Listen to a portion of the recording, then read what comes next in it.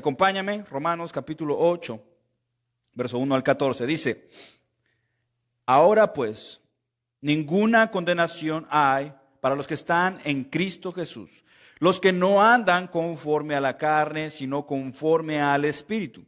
Porque la ley del Espíritu de vida en Cristo Jesús me ha librado de la ley del pecado y de la muerte. Porque lo que era imposible para la ley, por cuanto era débil por la carne, Dios, enviando a su Hijo en semejanza de carne, de pecado, y a causa del pecado, condenó al pecado en la carne, para que la justicia de la ley se cumpliese en nosotros, que no andamos conforme a la carne, sino conforme al Espíritu. Porque los que son de la carne piensan en las cosas de la carne, pero los que son del Espíritu en las cosas del Espíritu. Porque el ocuparse de la carne es muerte, pero el ocuparse del Espíritu es vida y paz. Por cuanto los designios de la carne son enemistad contra Dios, porque no se sujetan a la ley de Dios, ni tampoco pueden. Y los que viven según la carne no pueden agradar a Dios. Mas vosotros no vivís según la carne, sino según el Espíritu, si es que el Espíritu de Dios mora en vosotros. Y si alguno no tiene el Espíritu de Cristo, no es de él. Pero si Cristo está en vosotros, el cuerpo en verdad está muerto a causa del pecado, mas el Espíritu vive a causa de la justicia.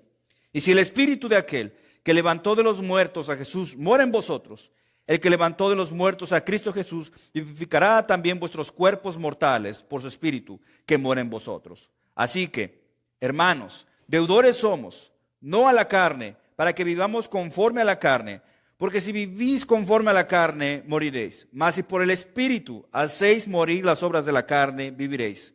Porque todos los que son guiados por el Espíritu de Dios, estos son hijos de Dios. Pues no habéis recibido el espíritu de esclavitud para estar otra vez en temor, pues habéis recibido el espíritu de adopción por el cual clamamos, Abba, Padre.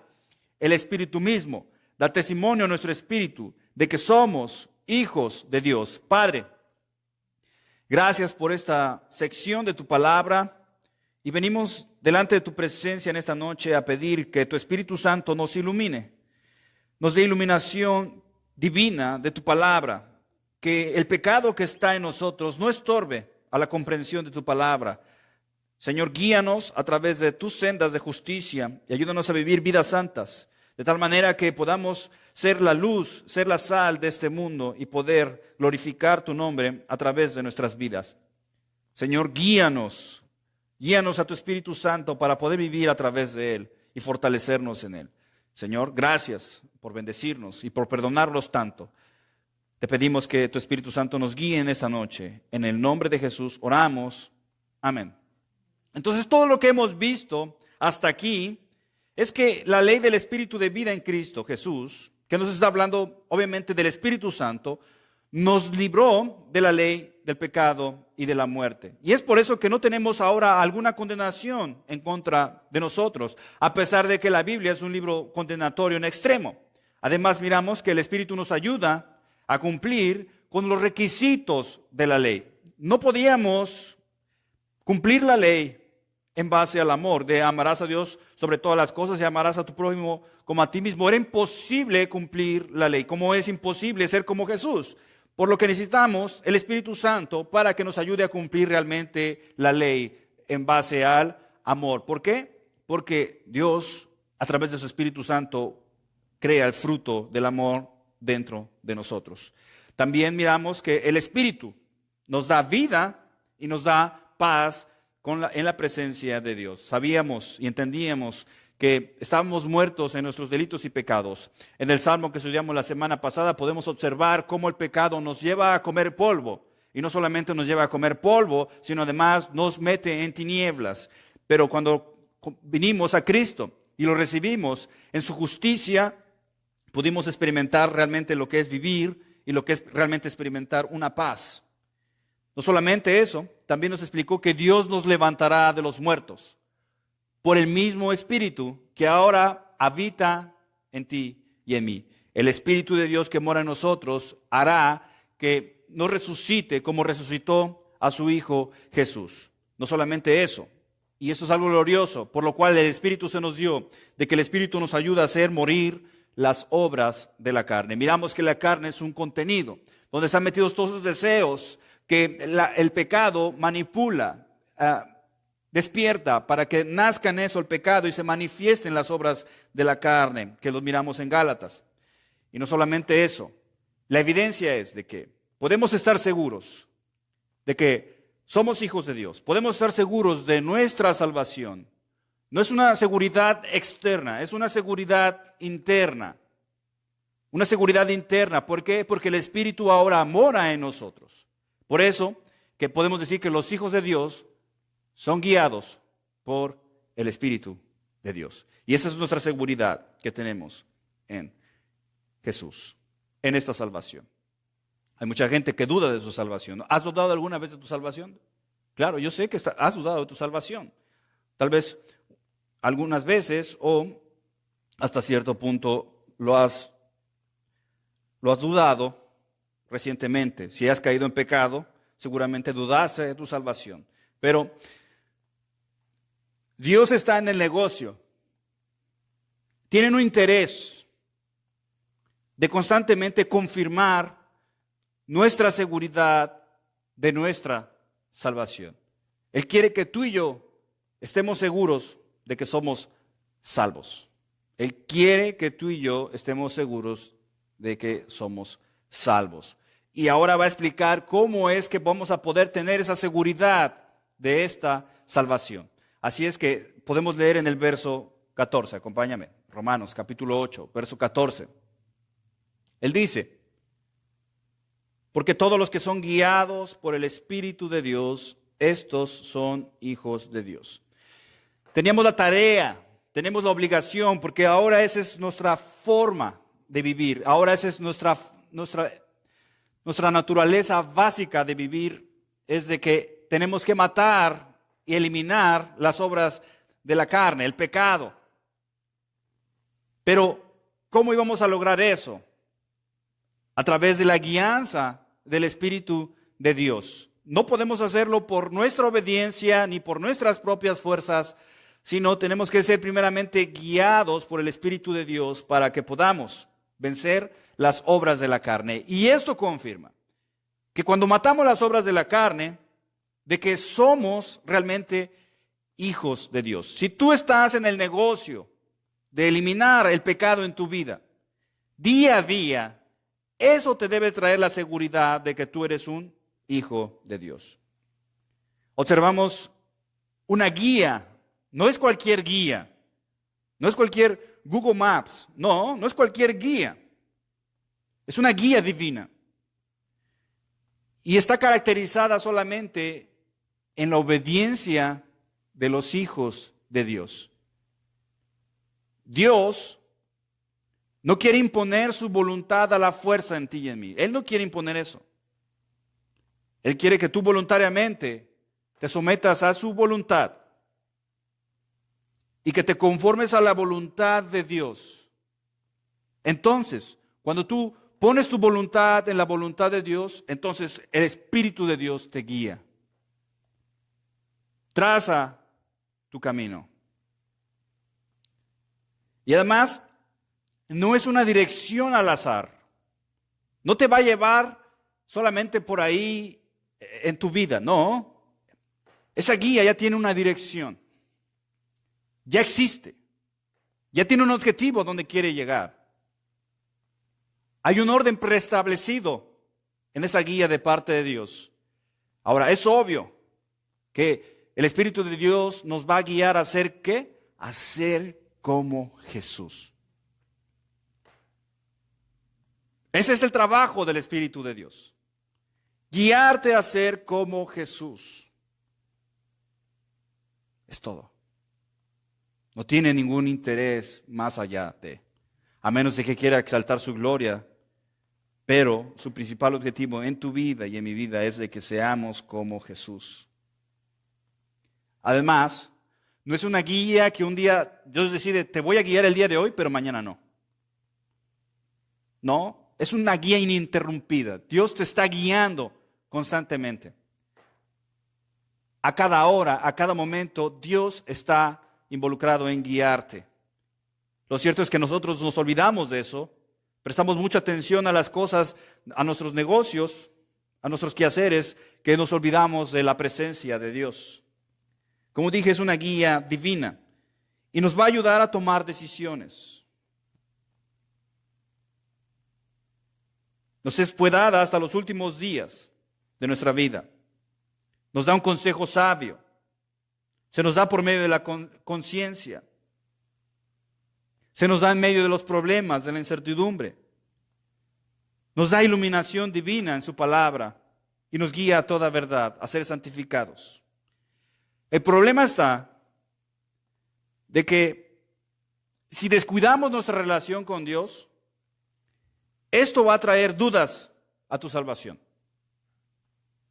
Si tú descuidas tu relación con Dios, orar, leer la palabra, congregarte con los hermanos, eso va a utilizar Satanás para que tú tengas dudas sobre tu salvación. Pero nuestra relación con nuestro Padre va a traer una certeza, una seguridad de que somos sus hijos de Dios. ¿Solo hoy? ¿Solo mañana? No. Es una certeza que va a traer todo el tiempo. Todo el tiempo. Esa certeza, seguridad de que en todo el tiempo nos sentamos seguros realmente que somos hijos de Dios, que le pertenecemos a Dios y que estamos seguros en nuestras cuentas bancarias, en nuestros carros, en nuestras pertenencias. No, seguros en Él, seguros en Él. Matar las obras de la carne, el pecado, no solamente eso, sino sufrir por causa del pecado. Porque la gente que anda en la carne no sufre por las consecuencias del pecado. No hay tal cosa para ellos. Para ellos no. Ellos no saben qué es la guianza del Espíritu Santo. Pero para nosotros que estamos trabajando en matar las obras de la carne y sufrir por el pecado que a veces cometemos, eso, si tú estás sufriendo por el pecado, eso te debe de traer seguridad de que tú y yo somos hijos de Dios, de que tú y yo somos hijos de Dios. Ahora, ¿cómo nos guía el Espíritu Santo? ¿Cómo? ¿Te habla al oído? Es así como, algo algo raro y te susurra la oreja. No es así. Lo va a hacer a través de la iluminación ¿de qué? ¿De tu camino? No, lo va a hacer a través de la iluminación de su palabra. Cuando estamos metidos en su palabra, Él va a traer iluminación, nos va a traer el entendimiento. El mundo no puede entender la palabra de Dios. Es imposible. Necesitan un discernimiento espiritual. Pero el Espíritu de Dios nos va a guiar en la iluminación para entender sus mandamientos, su palabra. Y la segunda parte que Él va a hacer para guiarnos es que a través de su palabra, a través de la iluminación de su palabra, ahora Él nos va a guiar a obedecer su palabra. Y esto es glorioso porque a eso se le llama santificación. A Él te va a guiar en la santificación, de que tú estés constantemente, una vez más, sometido a la voluntad de Dios, alineándote a la voluntad de Dios para hacer su voluntad y con ello glorificar el nombre de Dios. Ahora, nos ha dicho que todos los que son guiados por el Espíritu de Dios, estos son hijos de Dios. Ahora, ¿qué hace un padre? Tú sabes lo que hace un padre, según desde el punto de vista machista latino. Todos tenemos un padre y sabemos hasta qué punto nos mostró esta cara, pero un padre no se ve desde ese punto de vista machista que nosotros tenemos, sino desde un punto de vista judío, desde un punto de vista judío. Un padre para un judío puede ser su abuelo, puede ser su bisabuelo, no necesariamente tiene que ser su padre. Un padre para un judío puede ser alguien con posición, alguien con autoridad. También un padre para un judío es alguien que lo engendró, alguien que puso la semilla en un matrimonio para dar un fruto. Pero también para un judío se aplica a Dios mismo. Pero para un judío es difícil relacionar a Dios como Padre, porque las naciones paganas se asimilaban con sus dioses llamándoles padres. Entonces ellos no querían ser como los paganos. Ellos no podían llamarle a Jehová o a Yahvé Padre, porque tenían el cuidado de evitar de caer en el paganismo. Así es que ellos establecieron esta relación de padre no por engendrar, no porque viniera de una generación de abuelo, padre e hijo, no, sino por la elección de que Dios eligió al pueblo de Israel y por ende son hijos de Dios. Ahora, es bien distinto, ¿eh? El pueblo de Israel conoce a Dios por elección. Nosotros no. Nosotros estamos en el nuevo pacto. Ellos están en el viejo pacto. Nosotros, la iglesia de Cristo está en el nuevo pacto. Y a nosotros se nos conoce como una generación espiritual, establecida por Jesús, pero también elegida por Dios. También elegida por Dios. Y esta es una verdad espiritual. Y no solamente eso. Si tú y yo somos hijos de Dios, no solamente es una verdad espiritual, sino que también es un privilegio. Es un privilegio muy grande ser hijo de Dios. Este fue el trabajo del Espíritu Santo.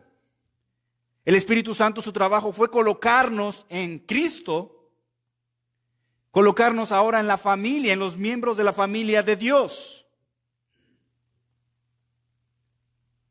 Y trayéndonos hacia Dios, hacia Él, para tener una relación especial con Dios. El mundo, ni los judíos, tienen ese privilegio. Aunque vemos esto en Deuteronomio capítulo 7, verso 6, ve ahí. Acompáñame a Deuteronomio capítulo 7, verso 6.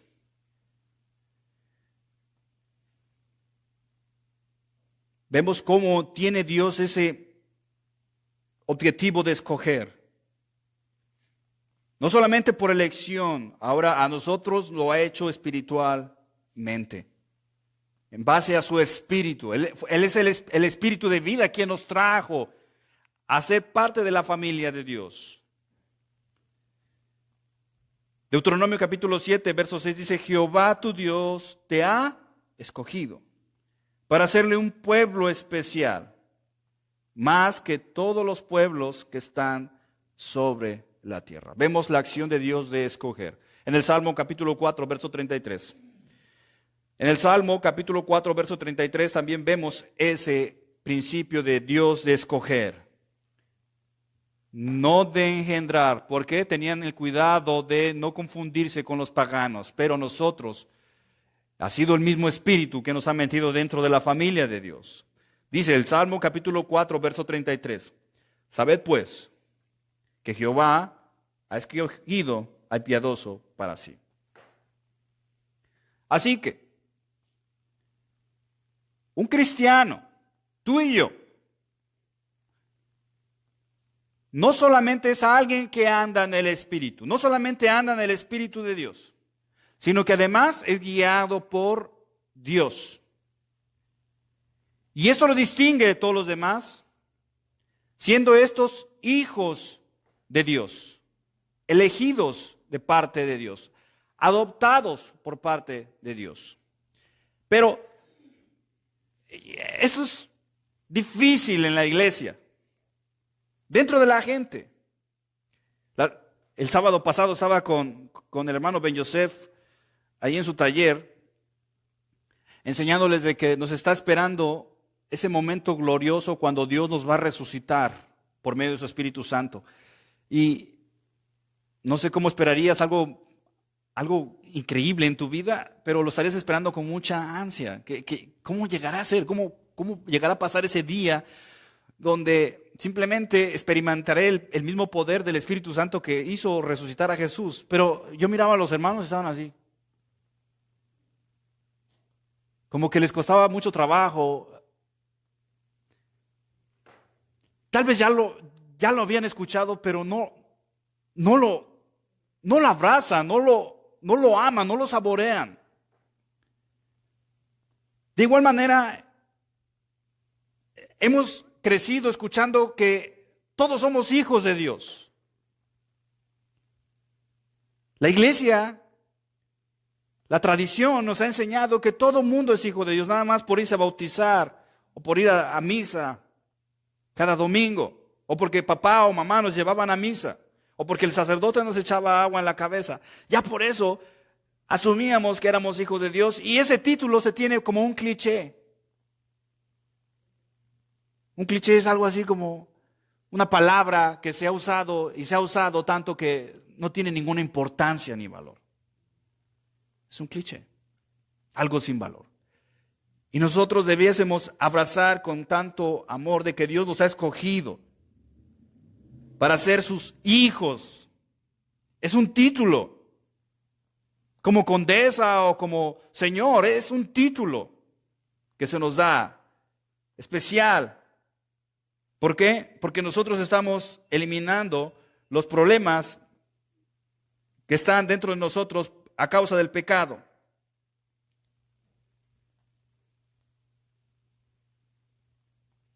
Bueno, ¿y qué nos hace distintos al pueblo especial? ¿Qué nos hace distintos a ser ese pueblo especial que eligió Dios? Dios eligió a los judíos,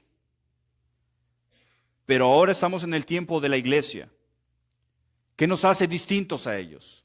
¿Qué nos hace diferentes a ellos? Verso 15.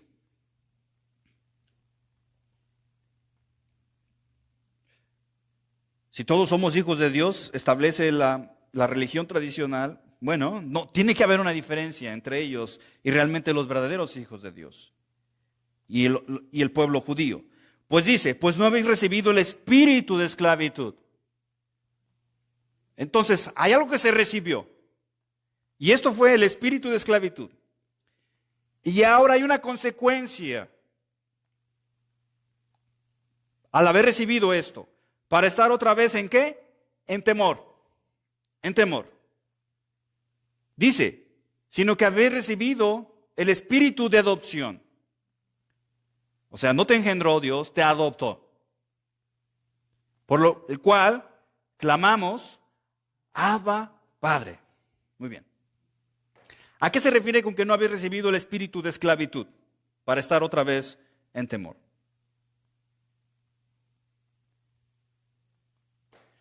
Estamos en el contexto de ¿qué? De matar las obras de la carne, ¿verdad? Con la guía del Espíritu Santo. Lo que nos identifica como hijos de Dios. Ese es el contexto de aquí. Que estamos constantemente eliminando las obras de la carne. Ahora, la otra cosa, y la palabra clave ahí es temor. Temor. Aquello que nos provoca que huir o alejarnos de un peligro. Después también miramos esa palabra espíritu de esclavitud. Espíritu de esclavitud, el espíritu de servicio, el espíritu de estar en servicio. Y eso es lo que hizo Dios cuando sacó al pueblo de Israel de Egipto. Los egipcios ya eran esclavos. Los egipcios ya servían a los egipcios. Ahora, Dios saca al pueblo de Israel de Egipto, pero ahora ¿para qué? Obviamente para adorarle, pero también para servirle. También para servirle. En Éxodo capítulo 7, verso 16 dice, y dile, Jehová Dios de los hebreos, me ha enviado a ti diciendo, deja ir a mi pueblo para que me sirva en el desierto. Y he aquí que hasta ahora no has querido oír. Ese es Moisés hablándole a el faraón, de que dejara a su pueblo ir para servirle. La razón por la que debían ser liberados era para adorar a Dios y para servir a Dios. En Deuteronomio, voltea a Deuteronomio, capítulo 6, verso 13. En Deuteronomio capítulo 6, verso 13, dice: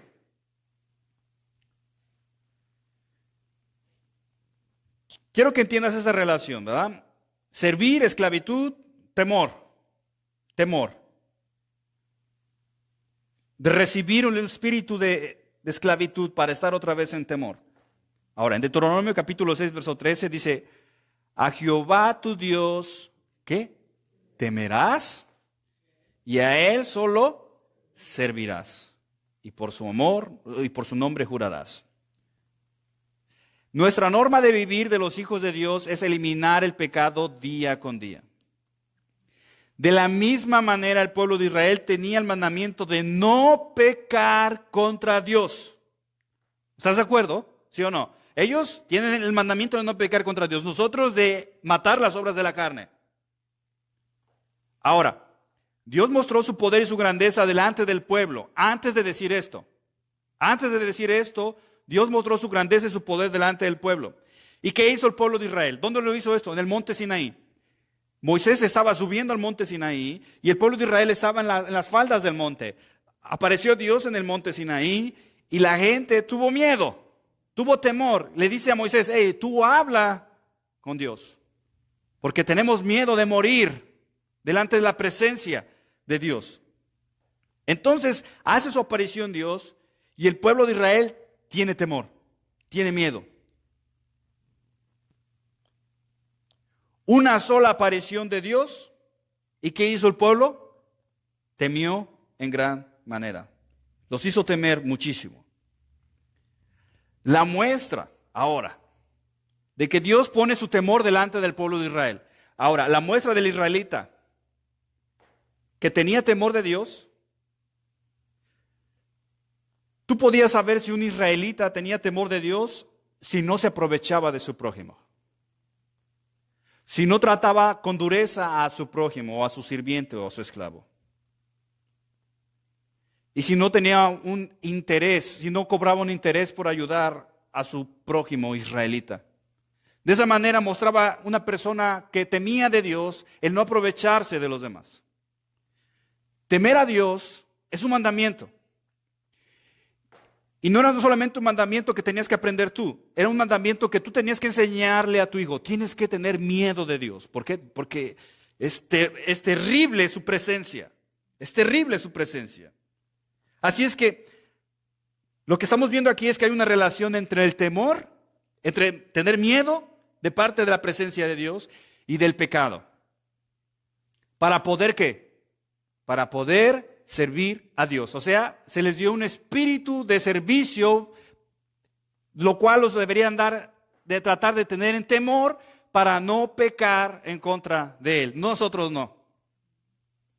Nosotros no. Nosotros no necesitamos el temor de Dios para obedecer a Dios. ¿Por qué? Porque ahora tenemos su espíritu. Por eso dice que no recibimos un espíritu de esclavitud, sino un espíritu de adopción, un espíritu que te trae dentro de la casa de Dios para que le sirvas sin el temor. Sin el temor. ¿Dónde nació ese temor? ¿Dónde nació el temor hacia Dios?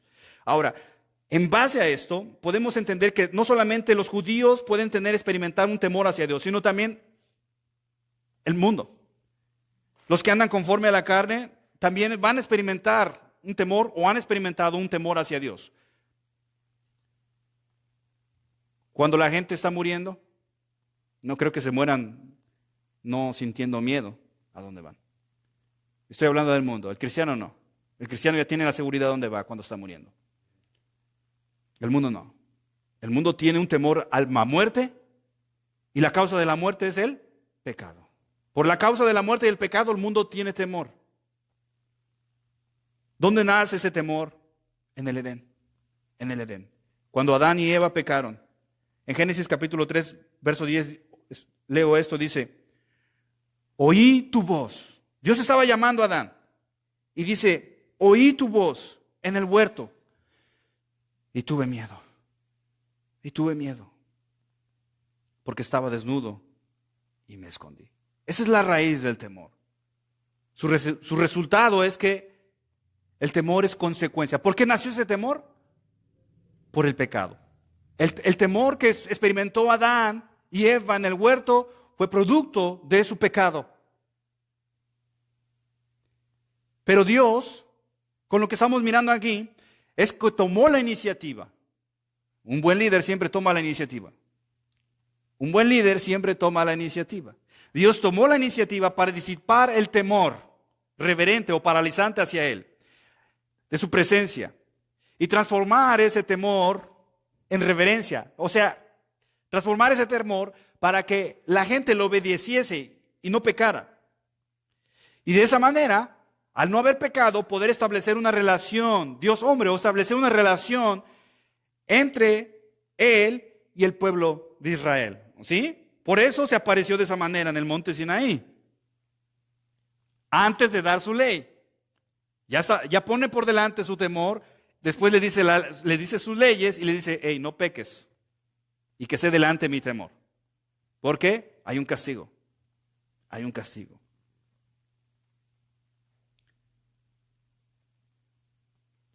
Efectivamente, en Éxodo capítulo 20, verso 20, en la NTV dice esto.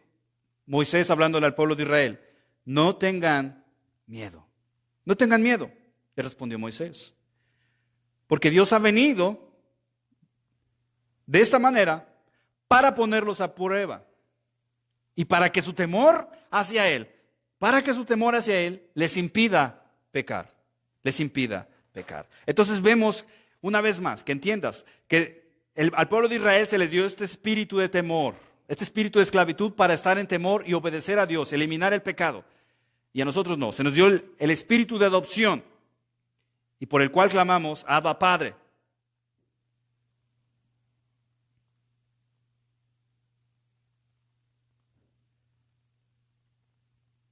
Ahora, no podemos hacer un lado el temor, nosotros como hijos de Dios. ¿Por qué? Claro, estamos en el espíritu, pero de igual manera es necesario el temor de Dios. Es necesario el temor de Dios. ¿Por qué? Habrá situaciones difíciles en la vida que te tentarán. Y tal vez dices, yo ando en el espíritu, pero en ese momento te levantaste de malas y no oraste, saliste corriendo al trabajo y ya no oraste. Entonces, tal vez no andas en el espíritu, andas en la carne. Entonces, la solución para alejarte del pecado ahí es que te acuerdes de que Dios es un Dios que también disciplina a sus hijos y por ende debieses tener temor y alejarte del pecado.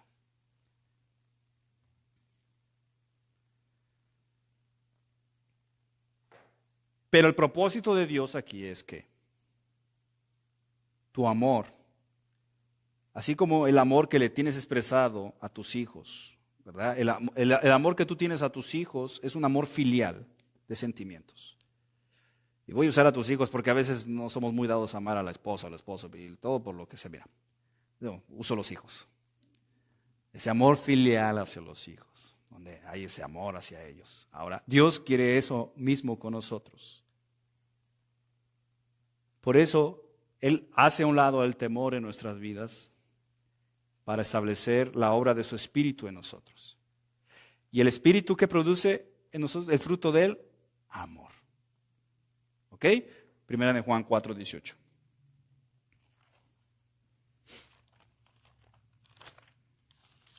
Es necesario el temor hacia Dios en nuestra vida, pero no es primordial. Lo primordial es el sentimiento filial de amor hacia Dios. Como cantamos en esta tarde, enamórame más de ti, Señor. Primera de Juan, capítulo 4, verso 18. Estaba leyendo este hermoso libro y te recomiendo que lo leas. Es de gran bendición volver a leer este precioso libro de Primera de Juan. Dice, ¿recuerdas lo que te dije acerca del Espíritu Santo y que produce el amor en ti? El fruto del amor. Dice, en el amor no hay temor. No hay temor. Sino que el perfecto amor echa fuera el temor. Porque el temor lleva en sí castigo. ¿Recuerdas por qué te dije que había que temer a Dios de parte del pueblo de Israel? Porque habría un castigo. De donde el que teme no ha sido perfeccionado en el amor. Entonces, el Espíritu Santo anda en ese negocio de perfeccionarnos en el amor y eliminar el temor de obedecer a Dios y hacerlo por amor. En la NTV dice de esta manera: en esa clase de amor no hay temor, porque el amor perfecto expulsa todo temor. Si tenemos miedo, es por temor al castigo. Y eso muestra que no hemos experimentado plenamente el perfecto amor, y luego especifica, de Dios. No el amor filial de nuestros hijos, No, eso solo usé como ejemplo, sino el amor filial hacia Dios. Ese amor que es el amor de Dios establecido en nuestro corazón y que el Espíritu Santo está produciendo dentro de nosotros. Pero una vez más, dado nuestra debilidad carnal, porque aún en este cuerpo está el pecado, es muy importante no olvidarnos del temor de Dios y dejándonos llevar simplemente por una ligereza espiritual. Así es que nosotros no hemos recibido el espíritu de esclavitud para estar una vez más en temor, sino hemos recibido el espíritu de adopción y por lo tanto clamamos, Abba, Padre. Mi hijo quiere mucho a su coach.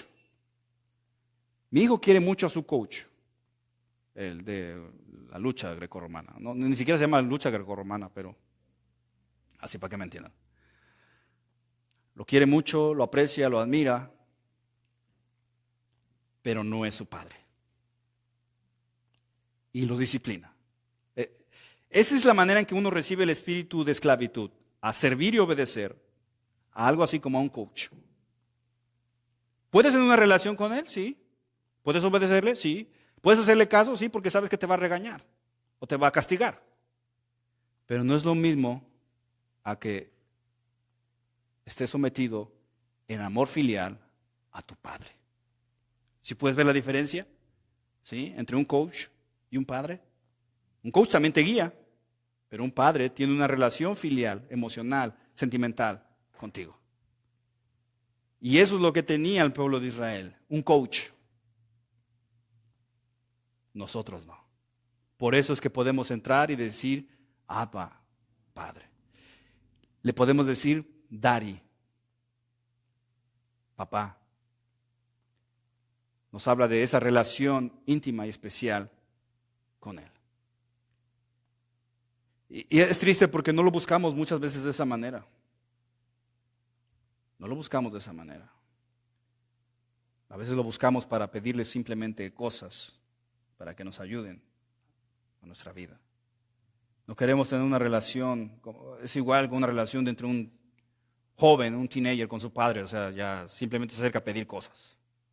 Muchas veces se acerca a abrir su corazón como lo hace un niño. Debiésemos ser como niños, acercarnos a Dios como niños, no como jóvenes, y mucho menos como adultos. Dios está ahí para ayudarnos a vencer lo malo en nosotros. Y esa es la palabra, Abba, es la palabra aramea que usaba un niño pequeño. Esa es la palabra que usaba un niño para decirle daddy a su papá, o papi.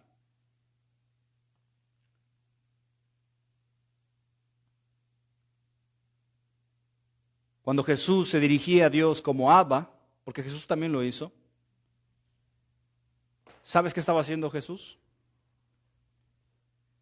Se estaba legitimando, se estaba haciendo legítimo como hijo de Dios, como hijo de Dios.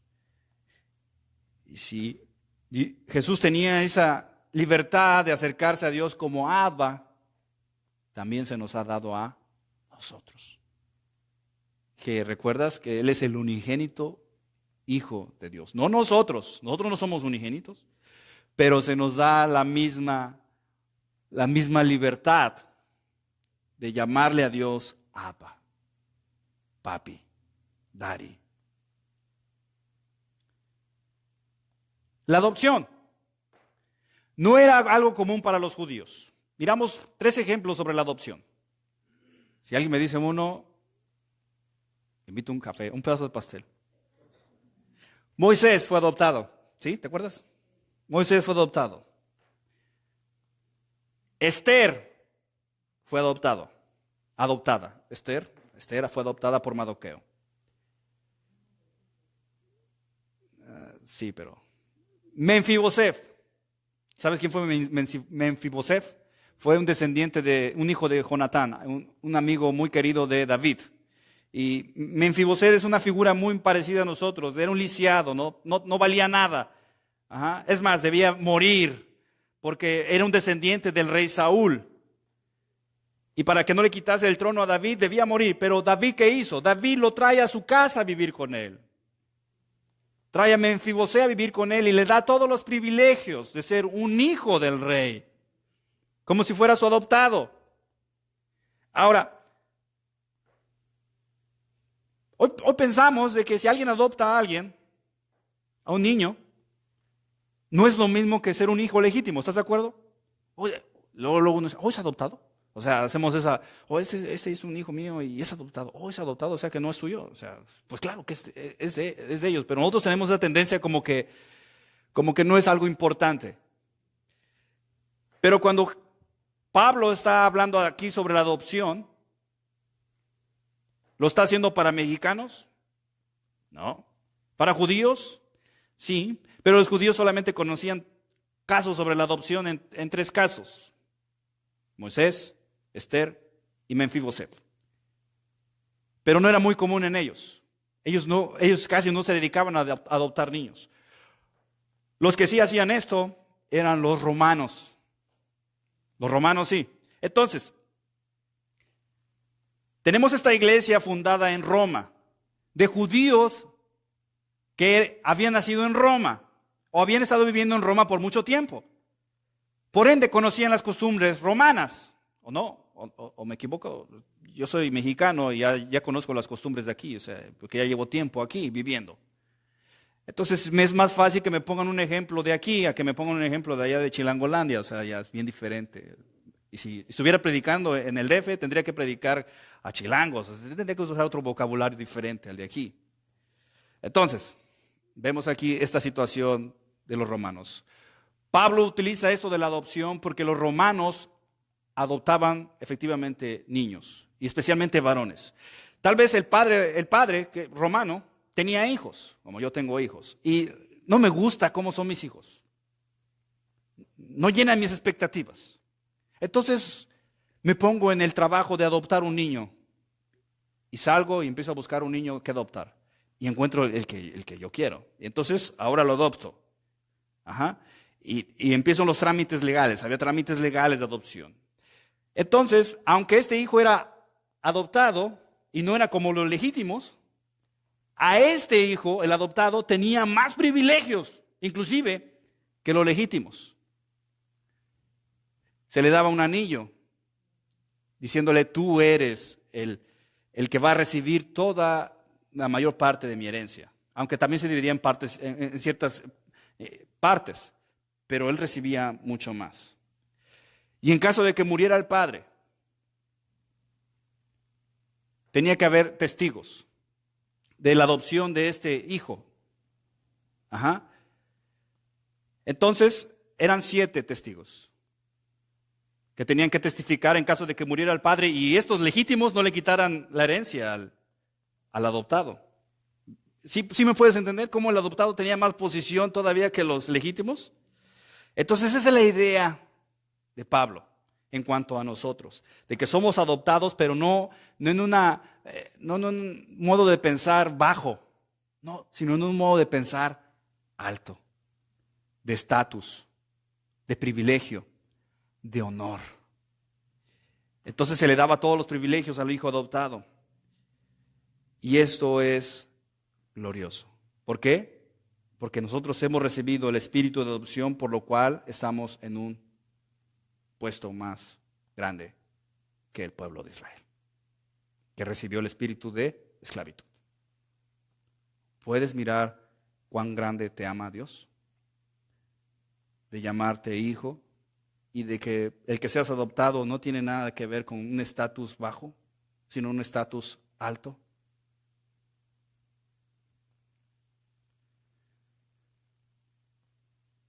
Y por eso dice el verso 16. Entonces, somos guiados por el Espíritu para vencer el pecado. Y eso me asegura mi salvación. La siguiente seguridad es de que Dios me adoptó. Soy adoptado en un estatus social alto de parte de Dios. Y tengo esa libertad de acercarme a Él, no como un hijo ilegítimo, sino como un hijo legítimo y poder tener la libertad de llamarle papá, padre, no coach, ni guía, ni señor, no, papá. Y la siguiente seguridad es de que el Espíritu mismo da testimonio a nuestro espíritu de que somos hijos de Dios. El testimonio que da es interno, aquí adentro, en nosotros. ¿Por qué? Porque el Espíritu de Dios mora en nosotros. Y así como estos 7 varones tenían que dar testimonio acerca sobre el hijo adoptado, en caso de que muriera el padre y no le quitaran la herencia, de igual manera el Espíritu Santo da testimonio. ¿A dónde? A nosotros mismos. Y entonces podemos tener la seguridad de que somos hijos de Dios, a pesar de que la carne esté en nosotros, a pesar de que todavía seamos movidos y tentados a pecar. Podemos venir con Dios sabiendo de que el pecado me molesta, el Espíritu me guía a obedecer a mi Padre. Me da la seguridad de que he sido adoptado, escogido, elegido para ser su hijo y tengo la libertad de llamarle Padre. Y no solamente eso, también tengo el testimonio del mismo Espíritu de que somos hijos de Dios. Y eso es glorioso. Eso es realmente maravilloso. Antes, claro, tenía dudas de mi salvación. Yo pensaba, ¿qué es eso de ser cristiano? Es una religión. Hay gente que es religiosa, pero nosotros no. Nosotros somos adoptados por medio del Espíritu de Dios. No hay religión en nosotros. Eso no es de nosotros. Nosotros vivimos una relación espiritual con Dios. ¿Cuál es la seguridad que tenemos en eso? Su mismo Espíritu que mora en nosotros da testimonio de que somos hijos de Dios. Padre, te damos las gracias, Señor.